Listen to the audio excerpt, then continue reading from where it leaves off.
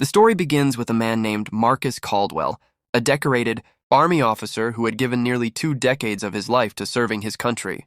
He was the kind of man who carried himself with quiet dignity, a man whose words were measured but whose actions spoke volumes. Marcus was not born into wealth or privilege. He had grown up in rural Georgia, raised by grandparents who taught him the value of hard work, honesty, and faith. His grandfather had always said, "A man's land is his legacy. Guard it like your own soul." Those words stayed with Marcus. After years of deployments, sleepless nights in the desert, missions that tested his spirit, and months away from his family, Marcus finally bought something he could call his own, a ranch. It wasn't just property.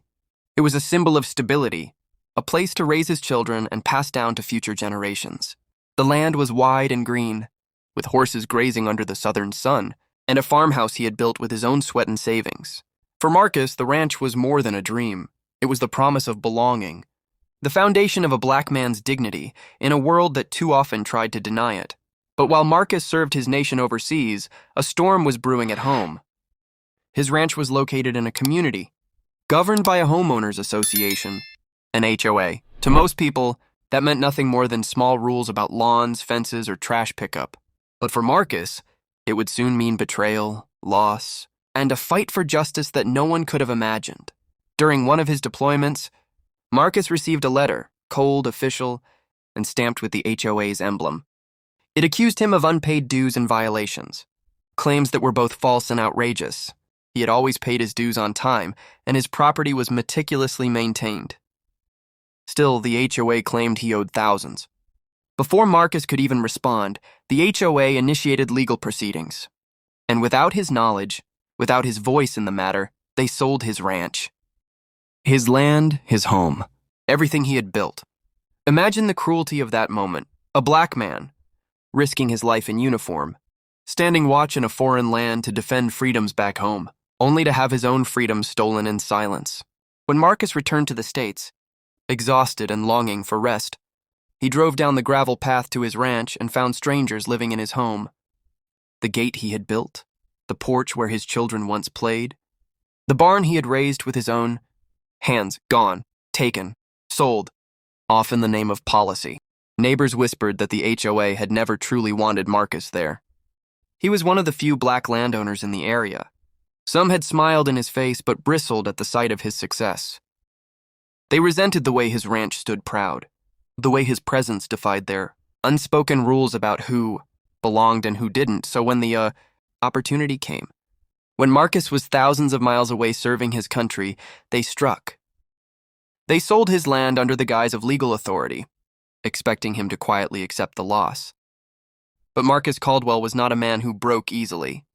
He stood on that dirt road looking at the house that had once been his, and he felt a fire in his chest, not just for himself, but for every black soldier who had ever come home to find their sacrifices dishonored. This was not only about land. This was about dignity. Marcus turned to the Army, the very institution to which he had given his life. And when his story reached the ears of his brothers and sisters in uniform, it shook them to their core. The injustice was too blatant, too cruel, and too symbolic of the battles black servicemen and women had fought for generations, not on foreign soil, but right here at home. The Army launched an investigation. What they uncovered was not just negligence, but malice. The HOA had acted illegally, falsifying documents and rushing the sale, in a way that violated both state law and federal protections for deployed service members. Under the Service Members Civil Relief Act, Marcus's property should have been untouchable. The HOA had trampled over the law, over decency, and over Marcus's rights as both a citizen and a soldier. The case became national news. Headlines read, "Soldier's Ranch Stolen by HOA," while deployed. Across the country, people were outraged. How could a man fight for freedom abroad only to be stripped of it at home? How could a community betray one of its own so mercilessly? To many black families, Marcus's story was painfully familiar. Land had always been the battleground, land stolen, denied, or taken through violence and paperwork alike. His case was not an isolated incident. It was part of a long history of dispossession. But Marcus's story would not end in quiet tragedy. The Army stepped forward, not just with words, but with action. In a move that stunned the nation, Military officials worked to reclaim not only Marcus's ranch, but every property the HOA had sold under false pretenses. House by house, deed by deed, the army forced the association to return what it had stolen. And when Marcus walked back through the gates of his ranch, it was not just a personal victory, it was a statement. The sight of him standing once again on his land in his uniform was powerful. It told the world, this man's service matters. His sacrifice matters. His rights matter. And no homeowners association, no shadow of racism, no legal trickery could erase that truth. Marcus rebuilt his ranch with renewed purpose. He opened parts of the land to veterans in need, creating a space of healing and solidarity. He hosted gatherings where families could come together, where children could ride horses and elders could sit under the shade of oak trees and tell their stories. What had once been a private dream became a public sanctuary, born out of struggle and reclaimed with pride. For Marcus, the pain of betrayal never fully disappeared, but it became fuel. He knew his fight had echoed far beyond his ranch. It had spoken to every black family that had lost land to injustice, every soldier who had come home to find their sacrifices forgotten, every community that still bore the scars of theft and discrimination. His story was not only about what was taken, it was about what was reclaimed, what was defended, and what could never be erased. And so when people ask about Marcus Caldwell's ranch, they do not speak only of a home or a piece of land. They speak of resilience. They speak of a black man who stood tall against betrayal. They speak of the army that stood behind him and said, not this time. Not ever again. The return of Marcus Caldwell's ranch was not the end of the story, it was the beginning of a movement. For weeks, the headlines lingered. Reporters followed him as he walked across the land that was once stolen. Cameras caught the way his hand brushed the wooden fence posts he had set years ago, how he looked out across the fields with both pain and pride etched into his face. But what struck the public most was the Army's response. For many, it was a rare sight. An institution so often associated with hierarchy and distance had taken a stand for one of its own. Soldiers spoke in interviews about how Marcus's struggle felt personal, how they too feared what could happen to their families while they were deployed. If it could happen to him, one soldier said, it could happen to any of us. The HOA had underestimated not just Marcus's resolve, but the unity of a military family. Veterans and active duty members rallied, demanding accountability. Legal experts weighed in, noting that the HOA had violated the Service Members' Civil Relief Act in the most blatant way possible. That law had been created precisely to protect soldiers like Marcus to ensure that their homes, their livelihoods, and their families were safe while they served abroad. Still, Marcus knew the law alone wasn't enough. What the HOA had done was not just about legality, it was about power, about the way black property owners had been targeted for generations. His grandparents had told him stories about land taken through intimidation, through unfair taxes, through violence. Marcus's case was a modern version of an old pattern, the erasure of black ownership. He was determined that his story would not be swallowed into silence. Marcus began speaking at community events, standing in front of crowds with a calm but steady voice. They tried to take more than my ranch, he would say. They tried to take my dignity. They tried to erase the years of sacrifice, the nights my children cried while I was gone, the blood, the sweat, the service, but they failed. And as long as I stand, no one else will suffer this alone. Families came forward with their own stories, of farms taken over shady contracts, of homes lost to predatory associations, of property passed down from ancestors that vanished through loopholes and technicalities. Marcus listened, nodding, reminding them that justice was possible, that resistance was not futile. His ranch became a symbol, but it also became a gathering place. Under the oak trees on his land, people found space to grieve, to plan, and to heal. The Army's decision to take back every house the HOA had stolen became a precedent. It forced lawmakers to revisit the protections given to service members, strengthening penalties for violations. For once, the system had corrected itself, not out of kindness, but because Marcus refused to bend. And yet the man himself carried the victory with humility. I didn't win this alone, he often said. It was won by every soldier who stood with me, every neighbor who refused to stay quiet, and every ancestor whose footsteps I follow. Still, the scars remained. When Marcus looked at his ranch, he sometimes saw the shadow of strangers walking his halls, claiming what was never theirs. He sometimes wondered how deep the resentment of his neighbors still ran. Some avoided him now, unwilling to meet his eyes. Others whispered apologies too late to matter. But Marcus no longer sought their approval. He had something greater, the knowledge that he had reclaimed not just his land, but his place in history. His children grew up watching all of it. They saw their father fight battles in uniform and out of it. They watched him plant seeds in soil that was nearly stolen, and they learned what it meant to guard what you love. His eldest daughter once told him, "Daddy, they couldn't take it because you never gave up." Marcus smiled and said, "That's the lesson. You never give up. Not on your land, not on your people, not on your truth." As the years passed, the story of the HOA's betrayal became less about the cruelty of what was done and more about the power of what was reclaimed. Schools invited Marcus to speak, framing his story as one of courage and civic duty.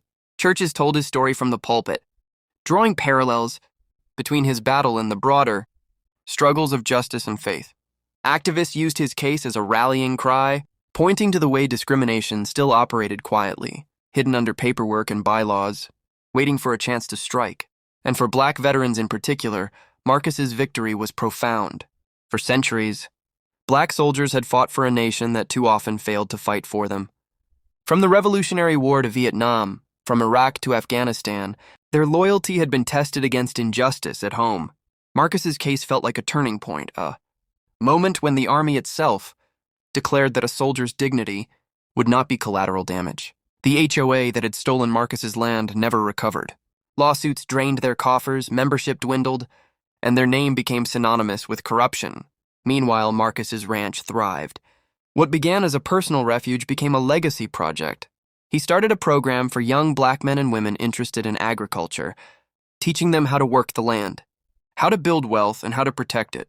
He told them about the battles he fought, both abroad and at home, reminding them that ownership was power, and power had to be defended. Every fence post, every blade of grass on his ranch carried that story now. Visitors said they could feel it when they walked the land, the weight of struggle and the strength of survival. They could feel that this place had been nearly erased but had risen again. And in the evenings, when the sun set over the fields and Marcus sat quietly on his porch, he knew that the ranch was more than a home. It was proof.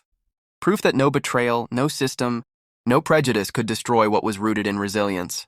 Marcus often said that he didn't want to be remembered as a victim. He wanted to be remembered as a man who fought back, a man who stood when it would have been easier to fall. And as his story spread across the country, it inspired countless others to do the same. His ranch became part of a larger narrative, the ongoing fight for justice, the refusal to let dignity be stolen, and the reminder that true legacy cannot be sold at auction. So when people tell the story of Marcus Caldwell, they don't just speak of one man's ranch. They speak of an army officer who carried both the burden and the honor of his people. They speak of a community that learned the cost of silence. They speak of a nation forced to reckon with its failures, and of the hope that rises when someone refuses to accept injustice as the final word. And in the quiet of the Georgia night, as the cicadas sing and the wind moves gently across the fields, Marcus Caldwell's ranch stands tall, not just as land, but as testimony. A testimony that land is legacy, that justice, though delayed, can still arrive. And that dignity, once reclaimed, shines brighter than any betrayal. It is a story of loss, of resistance, and of triumph. A story of a black man who served his country, who was betrayed at home, and who fought back with courage unshakable. A story that will echo for generations, reminding us all that some battles are fought on distant soil, but the most important ones are fought right here, on the land we call our own. The years rolled forward, and yet Marcus Caldwell's story refused to fade into memory. In fact, the further time carried it, the more it grew, rippling outward like a stone dropped into still water. What had begun as a personal fight against an HOA had become a touchstone for conversations about race, service, and the unyielding bond between dignity and land. Journalists kept returning to his ranch. New generations of reporters came, eager to see the place where injustice had been overturned and legacy preserved. They often found Marcus walking the fields, checking the fences, or simply standing on the porch with a gaze that carried both weight and peace. He didn't speak with bitterness. Instead, he spoke with purpose. "I don't farm just soil," he told one interviewer. "I farm memory. Every seed planted here is a reminder that this ground wasn't given, it was reclaimed." The story had taken on a life of its own. Law schools studied it as a landmark case of property rights and discrimination. Civil rights organizations pointed to it as an example of how Systemic racism often hid in plain sight, not in overt violence, but in the fine print of contracts, the signatures on deeds, the quiet theft of ownership. Churches and schools wove Marcus's name into sermons and lesson plans, lifting him alongside those who had turned personal battles into collective victories. Yet with the honor came responsibility. Marcus understood that the eyes of many were on him, and that his ranch had become more than just a home. It was a symbol. He began hosting annual gatherings, bringing together Black veterans, landowners, and families. They called it the homecoming. On those weekends, the ranch filled with laughter, music, and stories. Children ran through the fields while elders sat in rocking chairs, recalling the hardships of their youth. Soldiers in uniform shared meals with civilians, united not by rank but by history, and each gathering ended with Marcus's words beneath the oak tree. This land was almost stolen, but it was saved by a people who refused to bow. Carry that with you. Protect what's yours. And remember, legacy is the soil of freedom. But not everyone celebrated Marcus's victory. For some in the nearby town, resentment simmered quietly. They still muttered that he had embarrassed their community, that he had turned neighbors into villains. Some spoke of him with disdain, claiming he had exaggerated his story for fame. Marcus heard the whispers, but he let them pass like wind through the grass. Let them talk, he told his children. Our truth doesn't need their permission to stand tall. What mattered more were the letters he received, hundreds, then thousands, from people across the country. A widow in Alabama wrote that her husband had died in Vietnam, and their family land had been taken while he was deployed. If someone like you had fought back then, she wrote, maybe my grandchildren would have a place to call home. Today, a young man in California said, Marcus's story inspired him to study law, so he could defend other families against unjust seizures. These letters piled up in boxes Marcus kept in his study, each one a reminder that his fight had not been just for himself. Over time, his children grew and carried the lessons forward. His son joined the army, not out of obligation, but out of pride. I saw what you endured in uniform, he told Marcus, and I saw how the army stood with you. I want to honor that.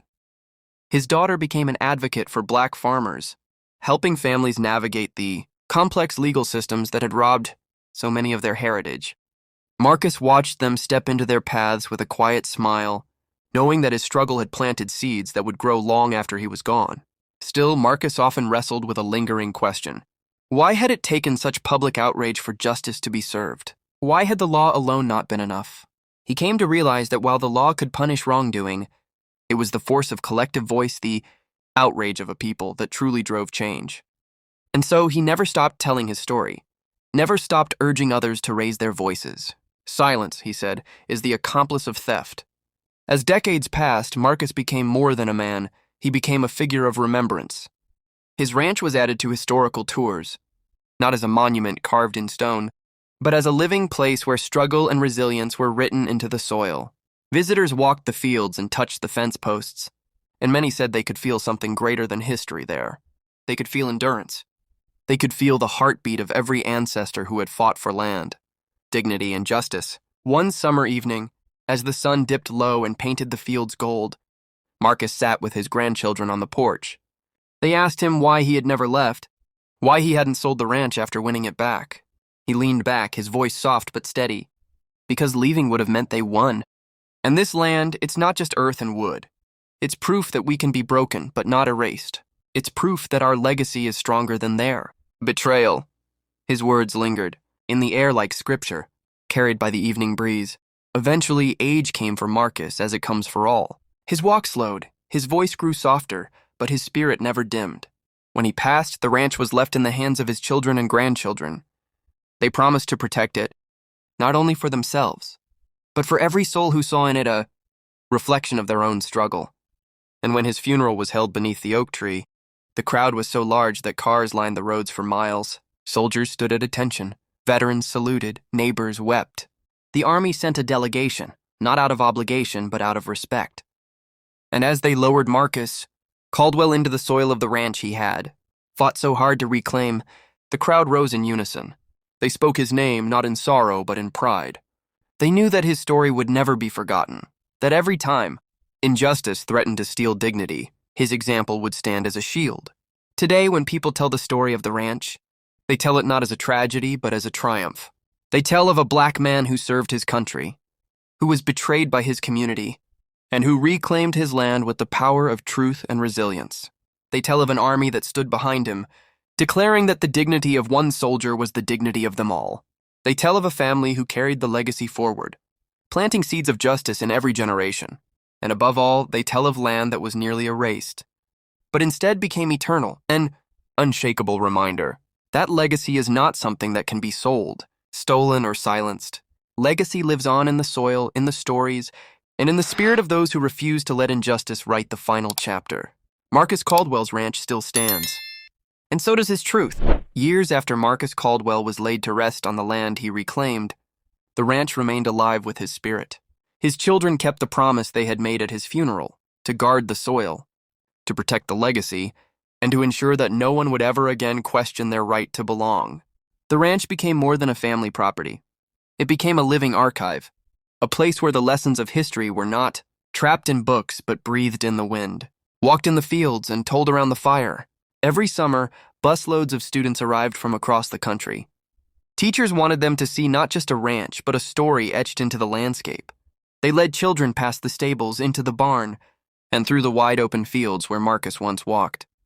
Guides told them about the betrayal of the HOA, about the audacity of selling a soldier's home while he fought overseas, and about the day the Army took every house back. Students listened in awe, their eyes wide, their notebooks filled with furious scribbles. For many, it was the first time they had heard such a story. For some, it was the first time they understood how racism could hide behind laws and contracts. The ranch became a place of pilgrimage for veterans, too. Old soldiers came in wheelchairs, some with medals pinned to their chests, others with scars no one could see. They came because Marcus's fight spoke to their own fears of coming home to nothing, of serving a country that forgot them the moment their boots left foreign soil. Standing on that land, they felt vindicated. They felt seen. Marcus's family expanded the gatherings he had begun. They called it the Caldwell Legacy Conference. It wasn't just about honoring Marcus, it was about teaching others how to fight back. Lawyers offered workshops on property rights. Historians shared stories of black farmers who had resisted dispossession for centuries. Veterans told their tales, weaving together the threads of service and survival. The ranch became not just a sanctuary, but a training ground, a place where knowledge and resistance were passed down like heirlooms. But with visibility came new challenges. Developers eyed the land, whispering about opportunities for resorts and subdivisions. Political figures sought to exploit the story, twisting it for their agendas. Some descendants of the old HOA leadership even tried to rewrite the past, claiming the association had only been doing its duty. The Caldwell family stood firm. "This land is not for sale," Marcus's eldest son declared at a town meeting. "Not today, not tomorrow, not ever. It is sacred ground." That phrase, sacred ground, caught fire. Activists across the country began using it to describe land that had been fought for, reclaimed or preserved by black families. It appeared on banners at protests, in speeches at rallies, in the titles of books and documentaries. Marcus's ranch was not just a home anymore. It was a symbol woven into the broader movement for justice. The federal government, pressured by the publicity of the Caldwell case, established new protections for service members and their families. They named the legislation the Caldwell Amendment. It strengthened property rights, increased penalties for fraudulent foreclosures, and created oversight to ensure HOAs could never again exploit deployed soldiers. When the bill passed, Marcus's widow stood in the gallery of Congress, tears glistening in her eyes. "He would have been proud," she whispered. But beyond laws and policies, the ranch carried something deeper. It carried memory. Every fence post was a reminder of the betrayal. Every oak tree was a witness to resilience. Visitors often said they could feel Marcus there, his presence lingering like the steady hand of a guardian. His family agreed. "When the wind sweeps through these fields," his granddaughter said, "it feels like he's still walking with us." As time went on, the Caldwell story was taught in classrooms as part of Black history. It was studied in law courses, quoted in sermons, and dramatized in films. Yet no matter how far the story traveled, the heart of it always returned to one place, the ranch. Journalists still described the moment Marcus stood in uniform at his gate, reclaiming what had been stolen. They still repeated his words about never giving up, about legacy as the soil of freedom, and each time his story was told, It inspired someone new to stand taller, to resist harder, to refuse silence. Generations passed, but the Caldwell family kept the traditions alive. Every year, on the anniversary of Marcus's return to the ranch, they gathered under the oak tree. Children read aloud the letters that strangers had sent him, preserving the voices of those who had been touched by his fight. Elders recited his speeches, their voices trembling with both grief and pride. And when the sun set, they raised lanterns into the night sky, watching them drift upward like prayers. For the Caldwell family, and for the countless people who drew strength from their story, the ranch was more than land. It was a monument of the living. Unlike marble statues that weathered and cracked, the ranch grew greener each year, fed by the blood, sweat, and tears of those who refused to let it be erased. And in the quiet of the evenings, when the crickets sang and the stars appeared one by one, Marcus's descendants often sat on the porch and imagined his voice. They imagined him saying what he had always said: "Legacy is the soil of freedom. Guard it with your life." That truth became their compass. It guided not only the Caldwell family, but everyone who heard the story and understood that land, dignity and justice are bound together. It reminded them that battles are not always fought with rifles and flags. Sometimes they are fought with deeds and signatures, with silence and defiance, with memory and legacy. And so the ranch endures. A place once nearly stolen, now eternal. A story once nearly silenced, now sung across generations. A legacy once threatened, now untouchable. The HOA thought they were erasing a man. Instead, they created a monument. The army thought they were simply enforcing a law. Instead, they restored a legacy. And Marcus Caldwell thought he was only fighting for his ranch. Instead, he gave his people a story that would never die. The ranch still stands. His story still breathes. His truth still echoes. And his legacy, rooted in soil, guarded by memory, and carried in the hearts of generations, is forever. 50 years had passed since Marcus Caldwell stood at the gates of his ranch and reclaimed it from those who had tried to erase him. Half a century since a soldier in uniform declared that his dignity, his service, and his land could not be stolen. The world had changed in countless ways, yet the echoes of his story had only grown louder. By then, Marcus's ranch had become more than sacred ground. It was a museum, a classroom, and a sanctuary. A sprawling heritage site preserved by his family, but maintained for the people. The farmhouse had been restored, its wooden beams polished but not replaced, so visitors could still see the wear of Marcus's hands on the railings. The barn had been converted into an exhibition hall filled with photographs, newspaper clippings, and artifacts that told the story of his life. His uniform hung inside a glass case, the very one he wore the day he returned home to find strangers in his house. Children pressed their faces against the glass, eyes wide, as teachers explained how one man's fight had reshaped laws and lives. But what made the ranch extraordinary was not the museum, it was the living history outside. The fields remained open, still grazed by horses. The oak trees still stood tall, their branches stretching wide like arms protecting the land. And every year, thousands of people came to walk those fields. Some came as tourists, some as scholars, others as pilgrims seeking strength. Veterans still saluted at the gate. Families still shed tears at the sight of the soil where Marcus was buried. Young people came in busloads, holding notebooks, sketch pads, and cameras, eager to capture what the place meant. By this time, Marcus's great-grandchildren carried the torch. They managed the Caldwell Legacy Foundation, an organization dedicated to protecting Black land ownership and teaching new generations the power of property, legacy, and dignity. Through scholarships, legal aid, and community workshops, they turned Marcus's story into action. Across the country, families who once faced the threat of losing their land now had allies to fight alongside them. Courts were filled with lawyers trained under the foundation's programs. Farms once on the brink of foreclosure were thriving again, and in every case won, every deed secured, the name Caldwell was invoked like a promise. The story also crossed borders. In Africa, in the Caribbean, in Latin America, people heard of Marcus Caldwell and saw reflections of their own struggles. Land, after all, had always been at the heart of freedom and oppression. Marcus's ranch became a symbol not only of African American resilience, but of global Black resilience. Delegations from Ghana, Jamaica, and Brazil visited the site, standing at the oak tree where Marcus once spoke, drawing strength for their own battles back home. Technology, too, carried his story into new forms. Virtual reality recreations of Marcus's ranch were built so that students worldwide could walk through it, no matter where they lived. Documentaries streamed across platforms, dramatizing the betrayal of the HOA and the dramatic moment when the army reclaimed every house. Podcasts told the story in a dozen languages. His name became a global shorthand for resistance to dispossession. When people said, "That's a Caldwell moment," they meant a moment when injustice was reversed, when dignity triumphed. Yet even as the story grew larger than life, the family insisted on keeping Marcus human. They shared his jokes, his love of fishing, his quiet evenings on the porch. They reminded visitors that he was not a saint carved from stone, but a man of flesh and blood who had known doubt, fear, and sorrow. That reminder made his triumph all the more powerful.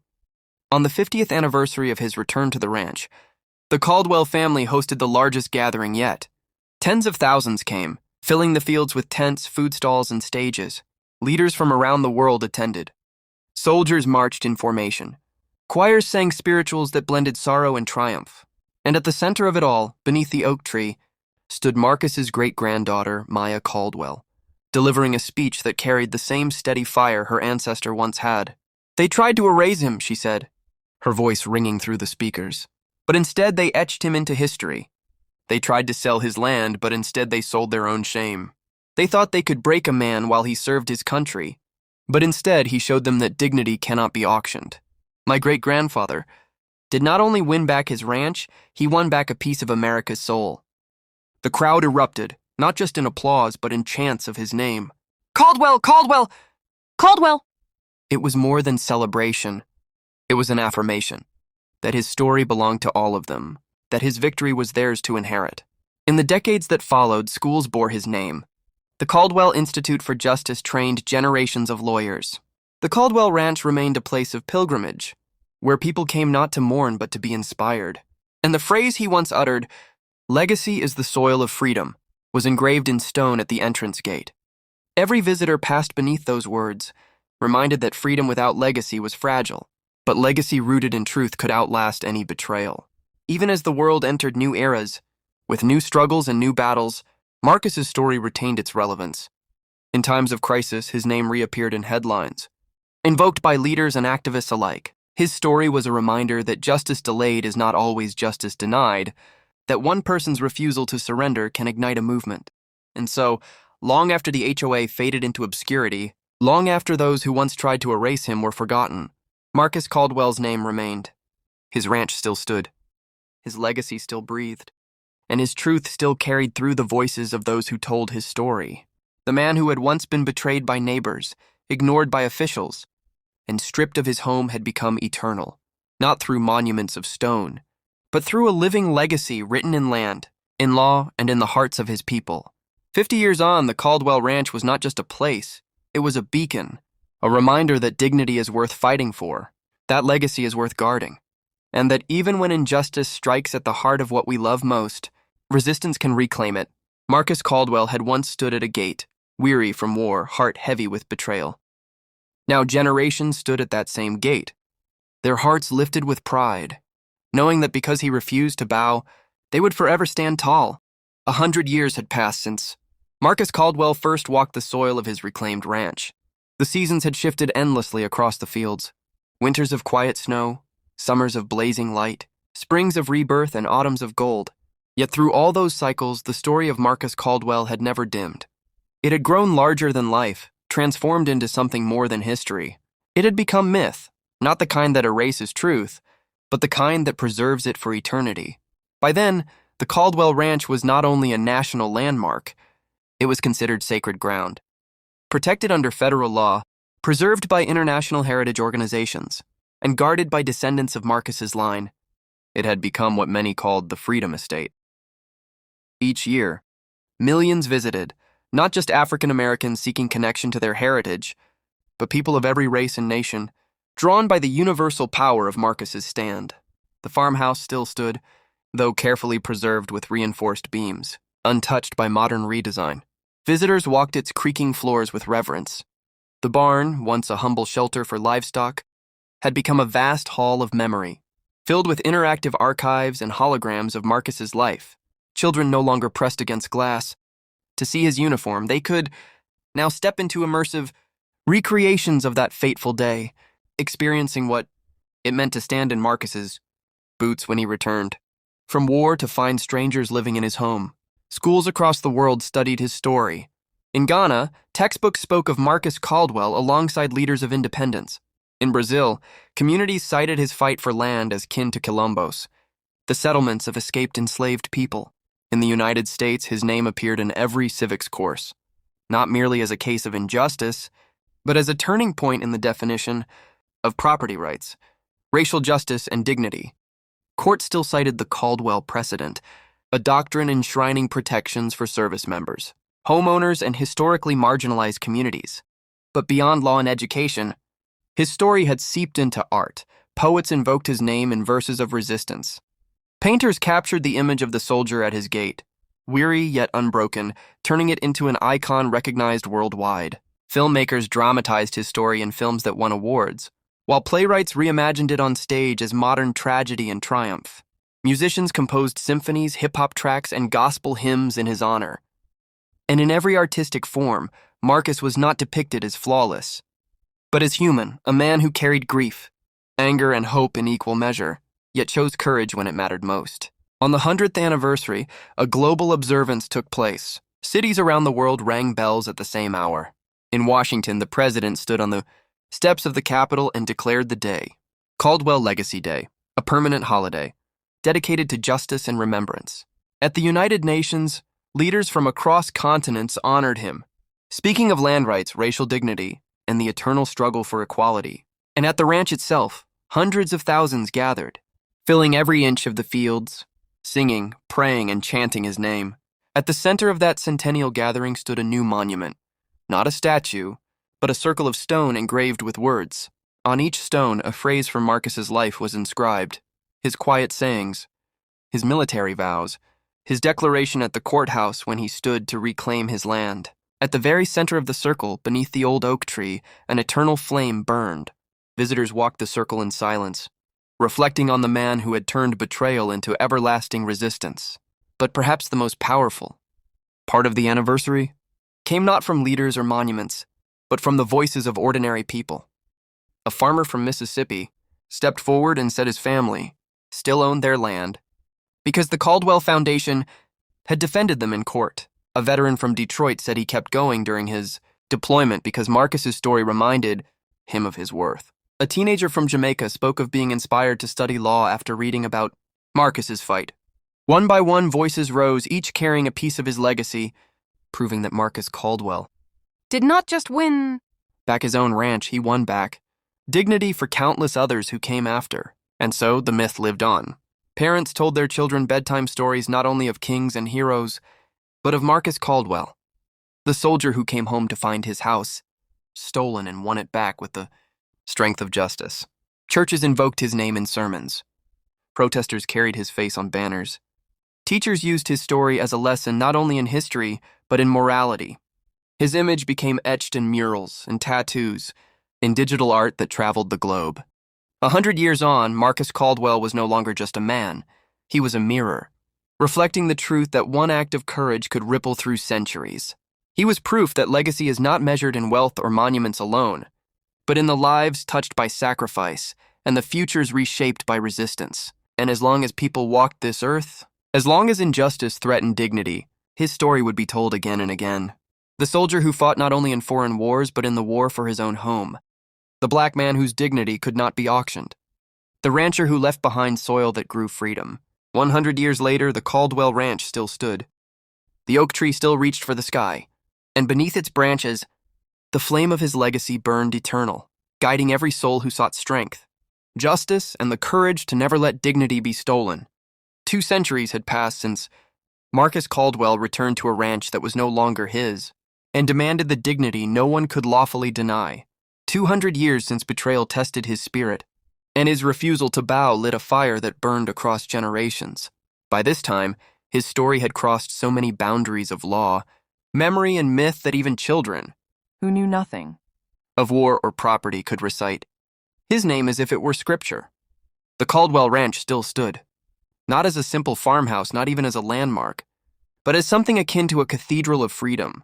Protected by global decree, the land could never be sold, seized, or altered. It was preserved in perpetuity, a shrine to the principle Marcus had defended with his life: that dignity cannot be stripped, that legacy cannot be auctioned, that freedom rooted in the soil of justice cannot be uprooted by greed. The farmhouse had been frozen in time. Every beam, every nail, every grain of wood had been preserved by science that prevented decay. Visitors no longer merely walked through it, they entered.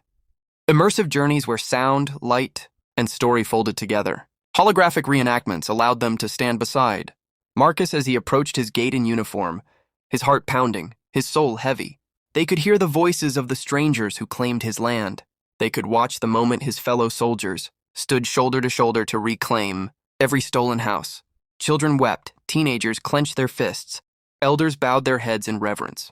Yet the most moving part of the ranch was still not the technology, but the earth itself. The soil where Marcus once walked had become sacred. Pilgrims carried away tiny jars of dust from the fields, not as souvenirs but as relics. Some sprinkled it on graves, others kept it in family altars. Still others placed it in classrooms or community centers as a symbol of unbreakable legacy. The oak tree, impossibly old now, was surrounded by a ring of protective structures, its branches reaching higher than any cathedral dome, its roots deep as memory itself. Beneath it, people prayed, not in worship of Marcus, but in gratitude for the truth his life revealed. By then, the Caldwell name had transcended race, geography, and even religion. Entire academic disciplines were devoted to studying his story: law, history, sociology, theology, literature. Universities carried his name. Cities erected Caldwell districts, Caldwell schools, Caldwell hospitals. International treaties used the Caldwell Clause to guarantee protection against unlawful land seizure, both in war and peace. Even in outer colonies on other planets, settlers brought his name with them, carving it into the fabric of civilization as a moral compass for new societies. Cultural traditions evolved around him. In some communities, people celebrated Caldwell Night, where families gathered to tell stories of courage and betrayal overcome. In others, children dressed in simple uniforms and marched through neighborhoods in honor of his military service. Gospel choirs still sang about him, while hip-hop artists sampled his words, weaving them into beats that shook stadiums. Marcus Caldwell had become more than memory. He was a living language, a rhythm of survival passed down like a hymn. But even as the myth grew, the descendants of Marcus Caldwell insisted on keeping him human. They published letters he wrote from the battlefield, personal diaries where he confessed fear and sorrow, accounts of his laughter on quiet days. They reminded the world that he had not set out to become a legend. He had only wanted his home, his dignity, his family's future. It was that ordinary desire, that deeply human yearning, that gave his story its extraordinary power. 200 years after his stand, the anniversary was marked not just by gatherings, but by global ritual. Across continents, lights were dimmed at the same hour. Bells rang. People held hands in silence for 2 minutes, honoring not only Marcus, but all who had fought and suffered to defend what was theirs. From skyscrapers in Lagos to temples in Tokyo, from mosques in Cairo to churches in Chicago, his name was spoken as a reminder of justice eternal. At the Caldwell Ranch, a ceremony unfolded like no other. Thousands filled the fields carrying torches. The air vibrated with song and prayer. At the oak tree, an immense circle formed. In its center stood the youngest Caldwell descendant, a child barely 12 years old, reading aloud from Marcus's own words. They took my home, but they could not take my soul. They tried to erase me, but I left my footprints in the soil. As long as this land remembers me, I will not be gone. The child's voice quivered, but it carried. And in that moment, as thousands wept, as millions watched from across the globe, the truth was undeniable. Marcus Caldwell had not only left footprints, he had left a road for all to walk. 200 years on, his legacy was no longer just about one man, one ranch, one injustice. It was about the eternal struggle of humanity to preserve dignity against forces that would strip it away. He had become a parable, a compass, a myth that lived in hearts and laws alike. And so as the torches burned, as the oak tree swayed in the night, as the eternal flame at the ranch's gate glowed, the world once again remembered. The soldier who came home, betrayed but stood unbroken. The black man whose dignity could not be sold. The rancher whose soil grew freedom. Marcus Caldwell was gone, yet everywhere. Not in body, not even in spirit, but in story, in truth, in the unshakable echo of his courage. 200 years later, the world still whispered his name as both warning and promise. Caldwell. 500 years had passed since Marcus Caldwell walked to his gate in uniform and found his world stolen. 5 centuries since his ranch was sold while he served his country, and since his quiet courage shook the foundations of injustice. Time had washed away empires, redrawn borders, and built cities that touched the stars. Yet the name Caldwell had not faded. It had only grown brighter. By then, humanity had spread across planets. Mars, Europa, and colonies orbiting Saturn all bore the marks of civilization. But wherever people went, they carried stories, and none more enduring than Marcus Caldwell's.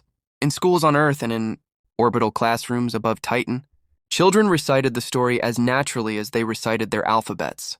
His life had become part of the foundation of human morality, placed beside the names of Mandela, King, Tubman, Gandhi, and Moses. The Caldwell Ranch impossibly still stood. The oak tree was now ancient beyond measure, its branches supported by science, its roots preserved by reverence. Around it stretched a vast city, not built of steel and concrete, but of light, gardens, and monuments. They called it New Caldwell, a living sanctuary where no commerce was allowed, only reflection. People traveled across galaxies to stand beneath that tree, to kneel in the soil where Marcus had once stood. Pilgrims called it the heart of Earth. The farmhouse was no longer a building. It was a temple of memory, each wall projected with endless archives of his story. Immersive technology allowed visitors to see not only Marcus's return, but his whole life, his childhood, his laughter, his fears, his triumph. Yet the curators refused to let him become flawless. They preserved his doubts, his pain, his moments of despair, because it was in those moments that his humanity shone brightest. The myth remained powerful because the man had been real. By then, Caldwell's name had become more than heritage. It was law, ritual, even prayer. Entire codes of property, justice, and human dignity across planets were framed under what they called the Caldwell Doctrine. This doctrine declared that no person, on Earth or beyond, could be stripped of home or legacy while in service to others. It became the backbone of interplanetary treaties, binding humanity together with one man's story as moral anchor. And still, in culture, his name lived everywhere. Theologians spoke of him as a modern prophet. Musicians sang his name in operas, in chants, in symphonies performed beneath alien skies. Artists painted him not only at his gate, but as a timeless figure holding a lantern, guiding humanity through darkness. His words, "Legacy is the soil of freedom," were etched into space stations and carved into planetary monuments. For many, they were no longer just words, but a creed. On the 500th anniversary, humanity held the largest single remembrance in history. Across Earth and its colonies, all systems paused. Lights dimmed in megacities and mining colonies alike. Even spacecraft halted in orbit, their crews gathering in silence. And then, at one coordinated moment, voices rose, not in one language, but in hundreds.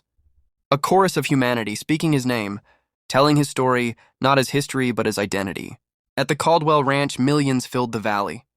A structure of crystal and light had been built around the oak, amplifying its silhouette into the night sky. At its roots, the highest leaders of Earth and the colonies gathered, not to speak, but to listen. The ceremony was led by children, for they were always the true heirs of his story. A 12-year-old from Lagos read aloud his words. A teenager from Mars spoke of how Caldwell's doctrine protected their family's land. A child from New York recited the story of the soldiers who stood beside him, reclaiming the homes one by one. And then the silence, a silence that lasted 10 full minutes, shared across worlds as humanity remembered the betrayal, the courage, the reclamation. In that silence, the weight of centuries was felt. And when it ended, the people erupted, not into applause, but into song. A universal hymn, half gospel, half chant, carried across every channel, echoing in every corner of the human sphere. By then, Marcus Caldwell was no longer merely remembered. He was eternal. His story was not just told, it was lived. Farmers still whispered his name when planting seeds. Soldiers carried his memory when they marched. Families invoked his words when they defended their homes. His presence lived in law, in culture, in song, in silence. He was not worshipped, but he was woven into the fabric of what it meant to be human. And so 500 years later, the man who came home to betrayal, who stood in the face of theft, who reclaimed his dignity, became what few ever become, timeless. His life was no longer just a story of one ranch, one injustice, one soldier. It was the story of humanity itself, its capacity for cruelty, its hunger for justice, and its undying need to remember those who refuse to be erased. The oak tree swayed in the night, its branches lit by starlight and technology alike. The eternal flame at the gate still burned, carrying forward the truth that legacy endures when courage holds fast, and in every whispered prayer, every spoken vow, every law signed in his honor, humanity declared again what had been true for half a millennium. Marcus Caldwell was not gone. He was eternal,